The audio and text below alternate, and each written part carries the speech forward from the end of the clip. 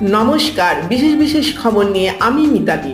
পশ্চিমবঙ্গে একটি নিম্নচাপের প্রভাবে দক্ষিণবঙ্গের একাধিক জেলায় ভারী বৃষ্টির পূর্বাভাস রয়েছে। রাজনৈতিক ক্ষেত্রে 100 দিনের কাজের প্রকল্পে পশ্চিমবঙ্গের জন্য বরাদ্দ টাকা রাজ্য তহবিলে না ঢোকায় নতুন বিতর্ক শুরু হয়েছে।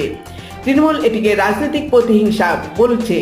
বাঙালি বনাম বাংলাদেশি ইস্যুটিও তীব্র বিতর্কের জন্ম দিয়েছে।